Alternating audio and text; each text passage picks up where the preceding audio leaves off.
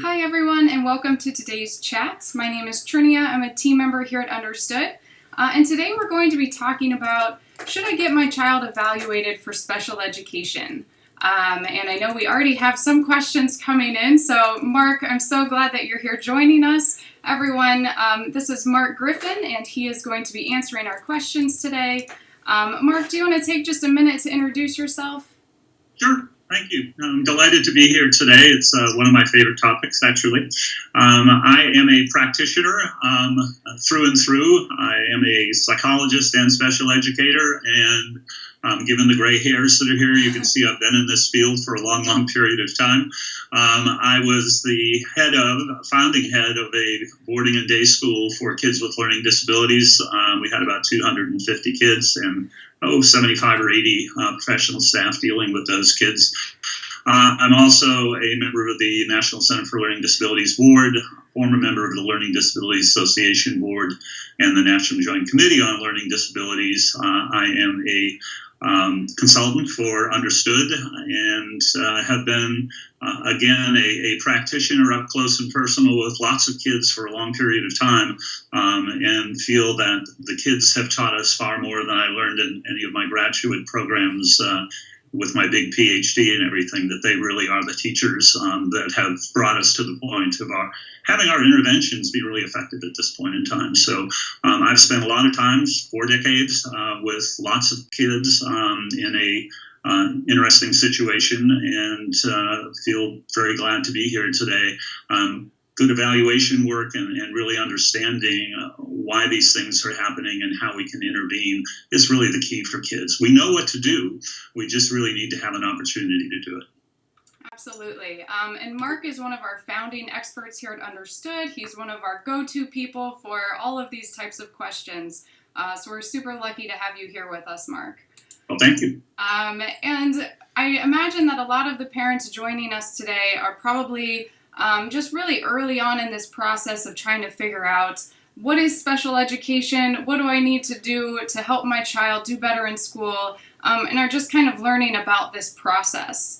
And so in order to receive extra supports at school and get specialized education and individual education plan, we know students have to go through an evaluation process. And Mark, I'm wondering if you can talk us through, what are some of the pros and cons that parents might be thinking of or want to think of when they're thinking about whether they want to get an evaluation for their child? It's a great question, and a good place to start, actually. I think before parents even begin to think about the pros and cons of an evaluation itself, they really need to really understand how the school is operating, make connections with the professional staff at school, not just the teachers, but the related services people, get as involved in the school as they possibly can. If they're concerned at any point in time that things are not happening the way that they're supposed to, it's always really, really helpful for parents to begin to kind of journal that and log it, so that over a period of time they can look at the most important things that we look at when we're trying to decide whether an evaluation makes sense. And that is, how much is this impeding a youngster's ability to be successful in school, whatever the issues happen to be? How frequent are they? Are they predictable? Do they happen all the time?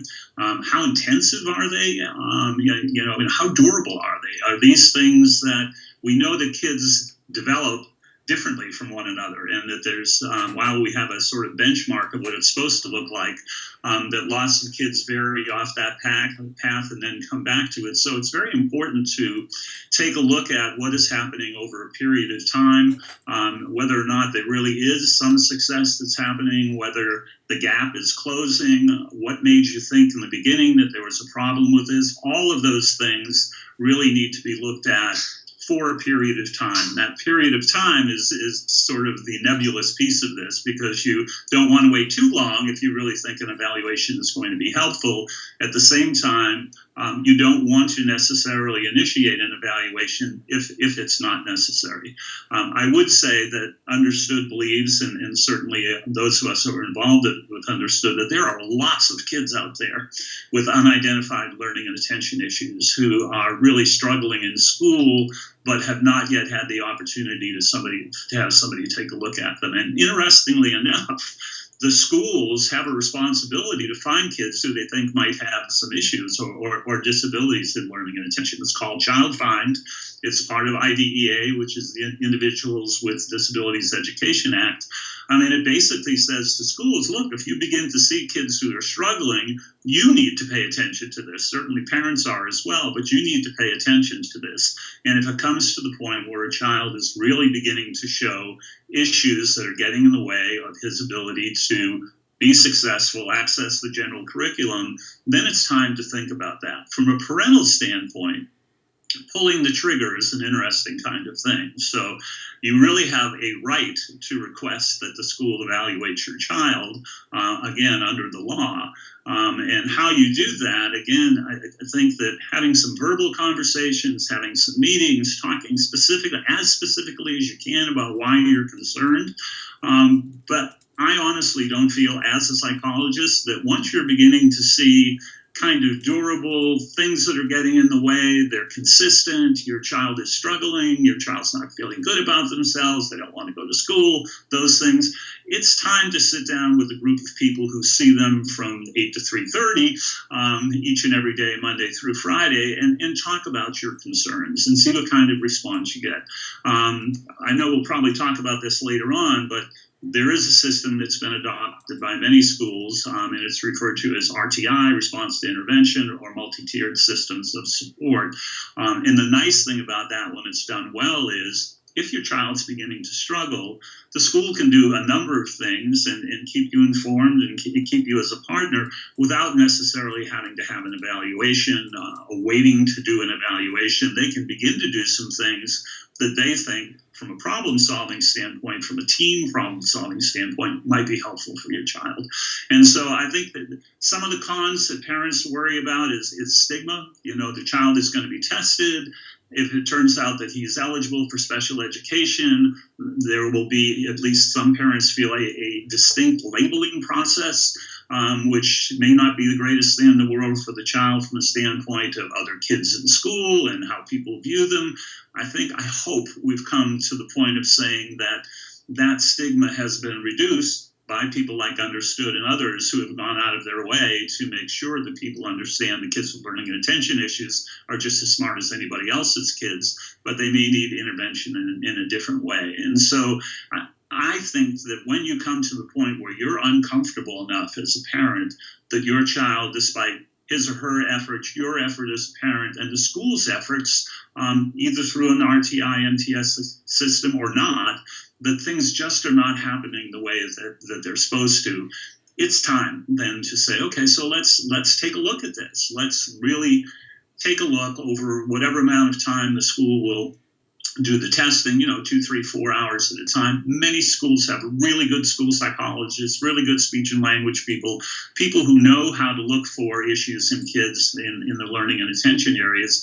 And then let's take our clinical impression that we get out of this and figure out what we're going to do to help this child. And so I'm much more on the pro side when you really need it, but I do hope that people take a number of steps in that interim to make sure that they're doing everything they possibly can before an evaluation, making sure that the people who are working with the youngster have a clear picture of what they're seeing every day, not just the idea of testing, but every day, given what the task is and given what the teaching is at that point in time. And if you come to the point of, yes, gosh, it looks like we ought to do this, then my feeling is, as a psychologist, is you do it because you get such a wealth of information and you get such an opportunity to watch kids in a very structured way do the kinds of things that they're being asked to do every day.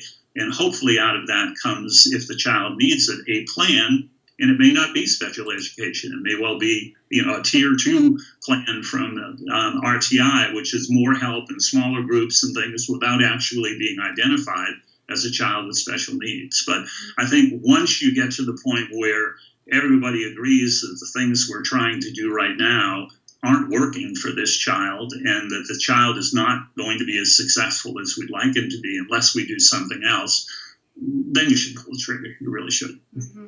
You mentioned a lot of things here, Mark, but I'm glad that you talked about that this is like a process of working with the school, working with the teacher, to monitor how your child is doing in school. What are like the patterns of issues that are coming up? Where is your child struggling? And it's this process of going through to see where can we help your child. But when those supports, and you mentioned RTI, the response to intervention that a lot of schools do, to try to supplement what's going on in the general education classroom to provide that extra support. But when these things aren't working, then it's probably time to ask about an evaluation. And we're getting some questions from parents, and one of the questions is about IEPs versus 504s. So can you explain the difference between those, and does the evaluation process look the same? Not really. And it can look the same, but it doesn't really have to look the same. IEPs are part of the Individuals with Disabilities Education Act. So once your child has had an evaluation and has been identified as a youngster who has special needs, under IDEA, your child is entitled to an individual education plan. So people will take the results of the testing, a lot of anecdotal data from teachers and other people who may be working with your child, sit down together with parents. Parents are always invited to these meetings, and to try to develop a plan of intervention that makes sense for this child so that he can be successful. IEP is a stronger look than 504, and I'll explain that in a minute, because of the fact that it is under the IDEA mandate, and the mandate is very, very clear that kids who've been identified are entitled to an appropriate education at public expense. And so the IEP is in a sense a contract between the parents and the school about what we found. Given what we've found, these are sorts of things that we think we need to do. Here is a listing and explanation of what we're going to attempt. Here's how we're going to measure whether we've been successful or not, how we're going to assess whether the things we've done with your child have actually helped us gain and close this gap down a little bit and help your child be more successful. And it's an ongoing process. You mentioned process before. The IEP itself, yes, is a document in your hand that everybody signs and agrees to at some point in time, or doesn't agree to. And then it's the implementation that is the most important thing, and the continued connection of parents to schools to make sure that that's happened. 504, on the other hand, is really a civil rights kind of act, and it really guarantees that you shouldn't, because of a disability, not have access to the general curriculum, that you can't be discriminated against and not have access to the general curriculum. So a lot of 504s happen for kids who have attentional issues, who come under the other health impaired part of what the federal government recognizes as disability.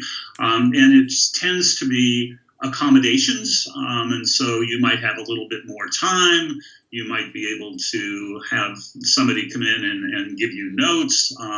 It doesn't necessarily provide special education the way an IEP does, but it certainly allows for the child to get the kinds of accommodations that under 504 people feel are going to give that child access to the general curriculum, and he won't be discriminated against. And so and sometimes kids have both.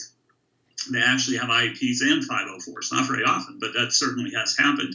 Of the two, if your child really has a learning problem, the IEP is going to be a stronger contract between the two, you and the school. Certainly 504s for lots of kids have proven to be very, very effective and very helpful over time.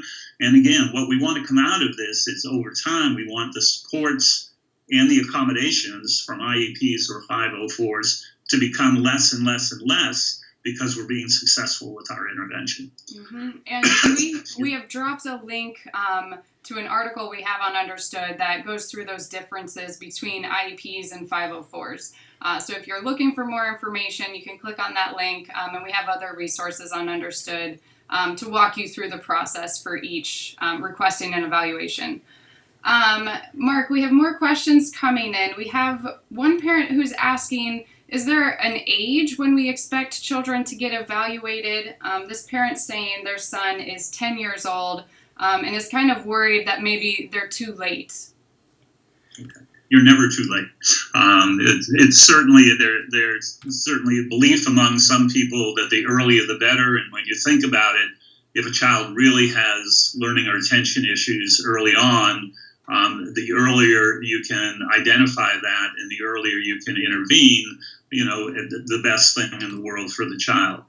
Interestingly enough, 10 is an interesting year because for kids who happen to be very good at some things in school, we used to see in our own school a huge influx of kids coming into our program in the 4th and 5th grade, 10 and 11-year-olds.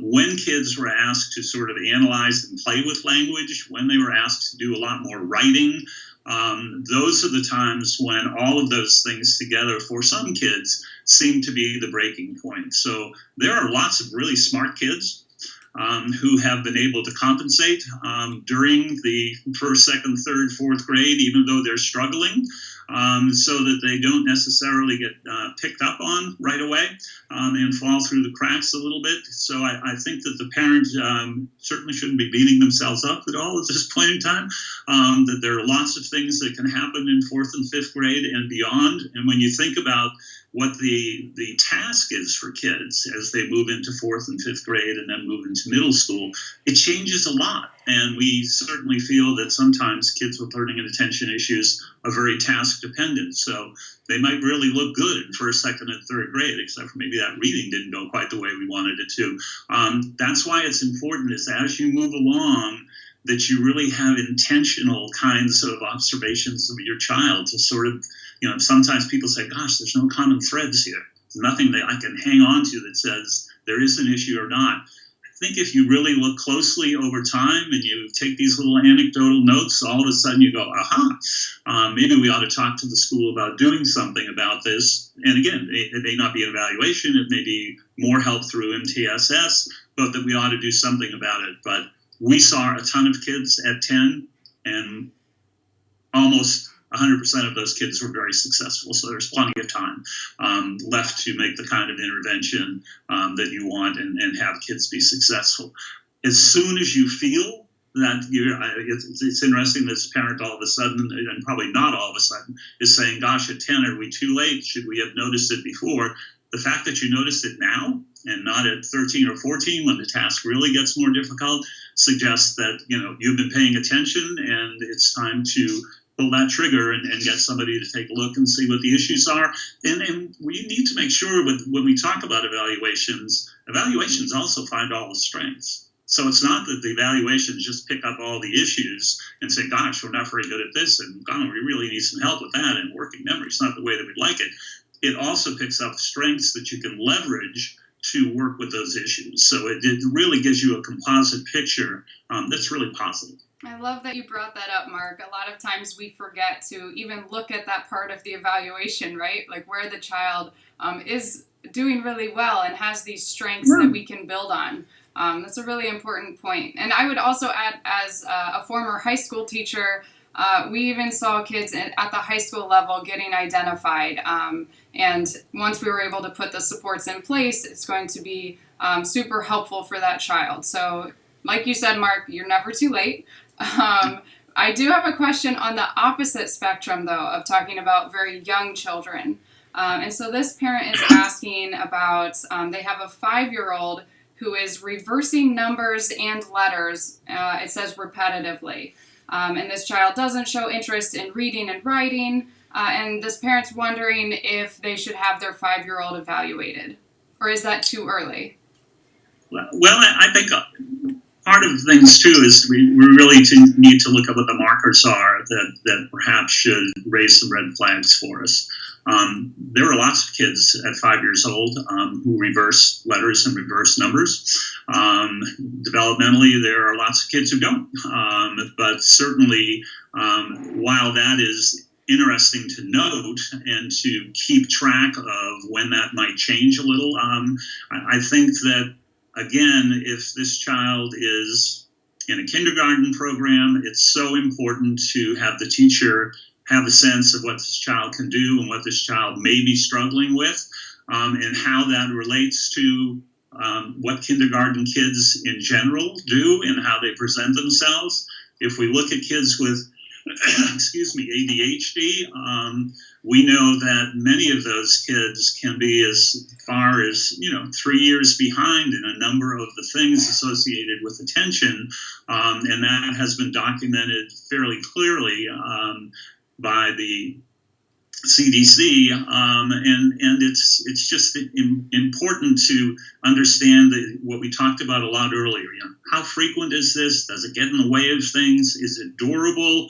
Is there some change that is happening?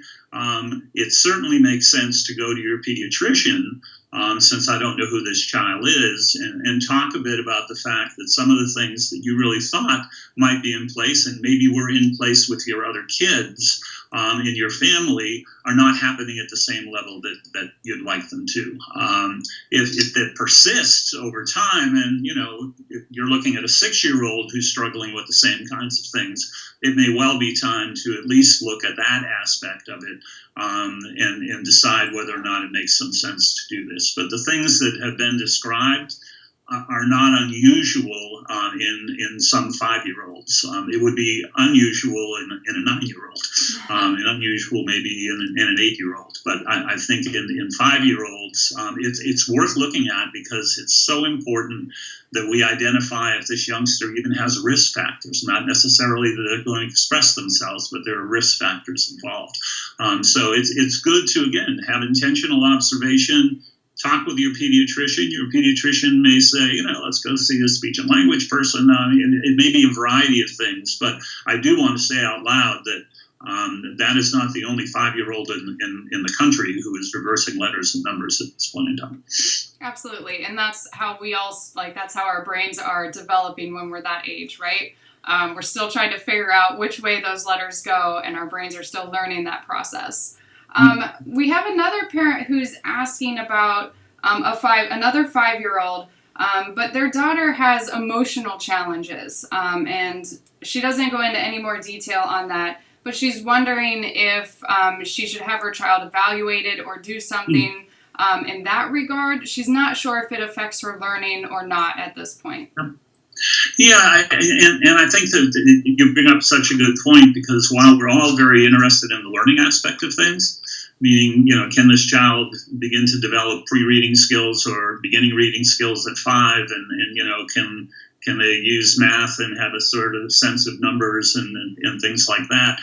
There's a whole other side of this that, quite honestly, is as important, or not more important, for kids themselves, and that is the behavioral, social kind of aspect. And so if your child is really struggling behaviorally, and again, we don't have a sense of what that is being expressed by, but if your child is having trouble behaviorally in a consistent way, that's getting in the way of her ability to be with other kids and make friends and get invited to 5-year-old play dates and do all those other things, you don't want to wait so long that it becomes a large enough issue that it really gets in the way of a lot of different things. So again, many pediatricians are good at this, and if they're not so good at it, they usually have very good understanding of who might want to take a look at this youngster, and it may well not be a full evaluation.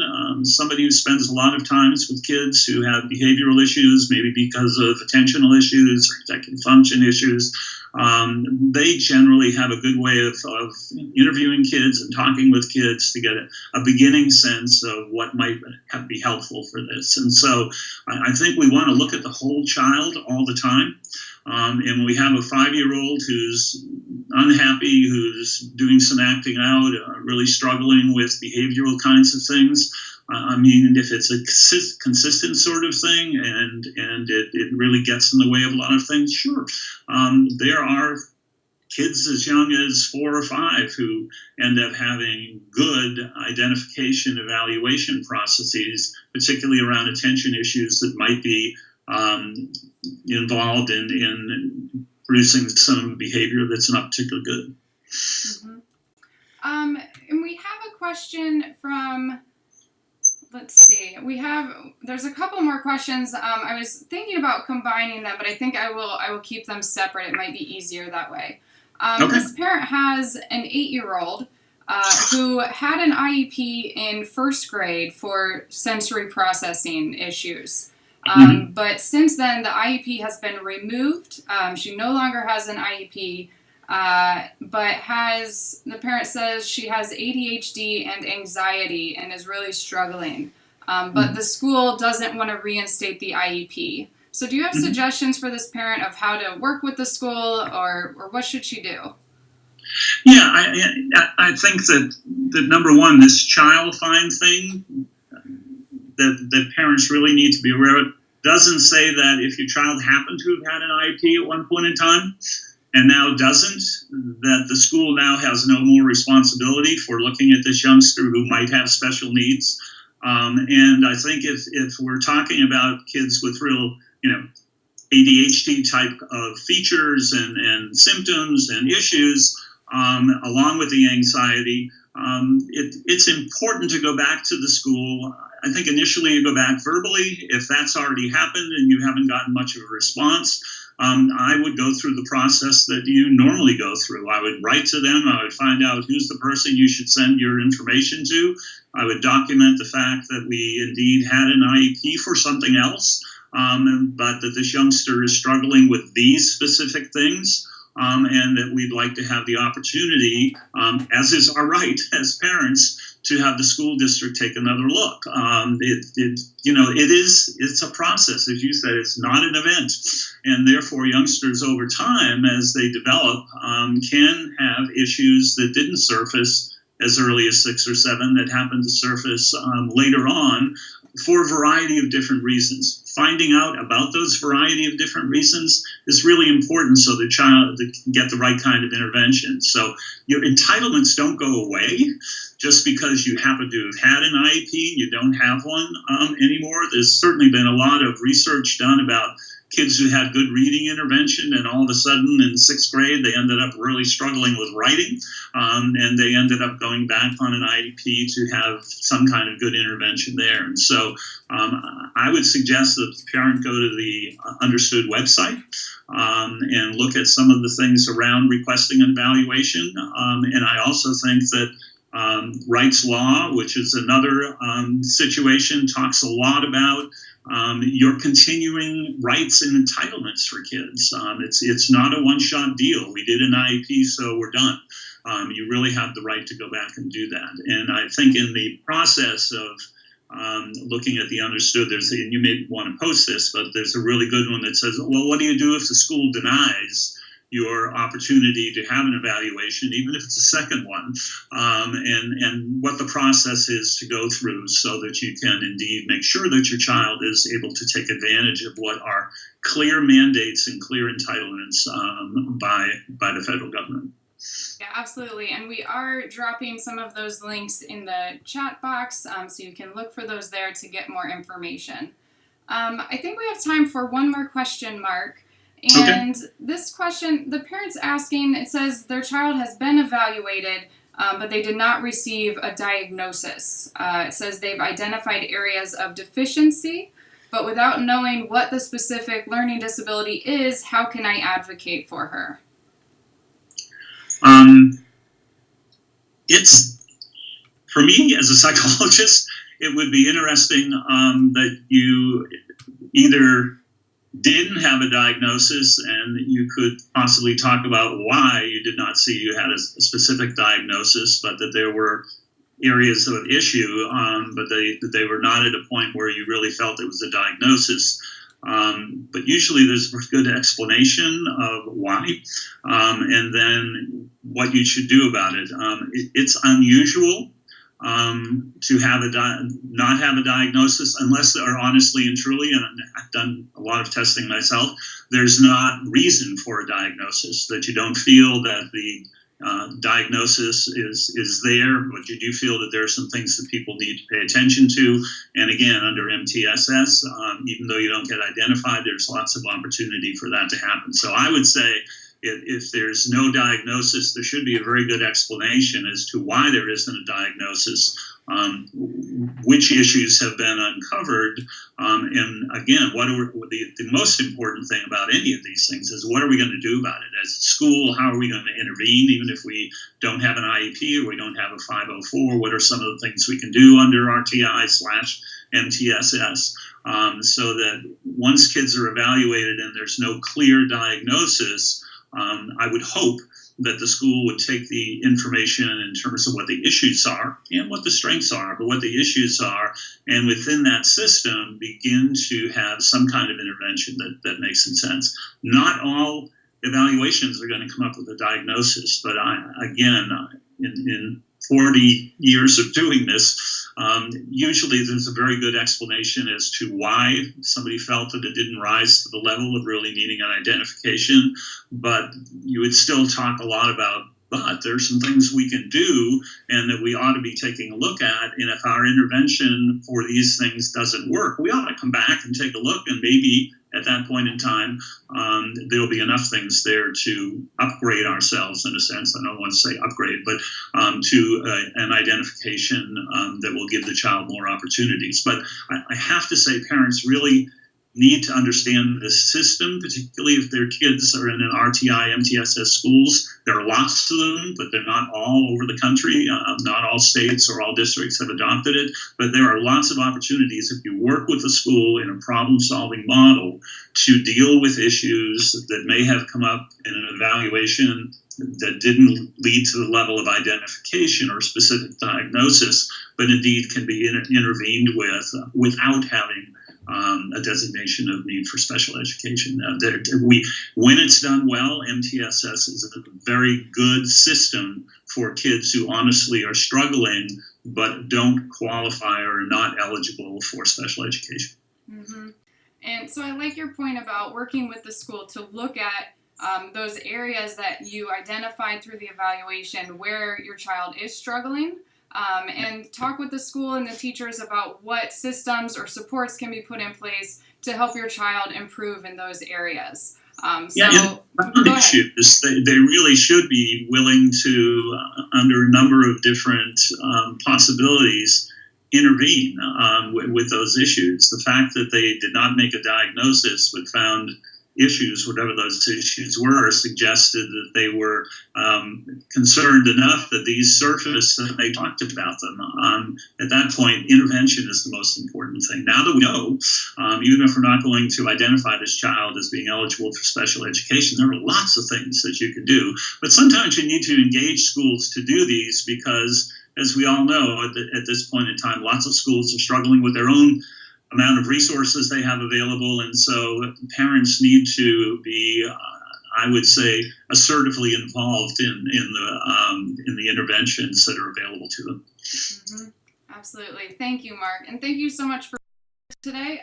We are out of time, but I want to thank everyone for joining us, and if you had a question that didn't get answered today, or if more questions have come up, you can visit our community where other families can offer input and advice, and sometimes our experts like Mark pop in as well and answer questions. You can find that at u.org/community. And you can also, if you missed part of this chat, or if you want to see what chats are coming up or watch recordings of old chats, you can find all of that on our website at u.org/calendar. Mark, thanks so much for being here. My pleasure. It was fun. Thank you. All right, and everyone have a great day. Thanks for joining us.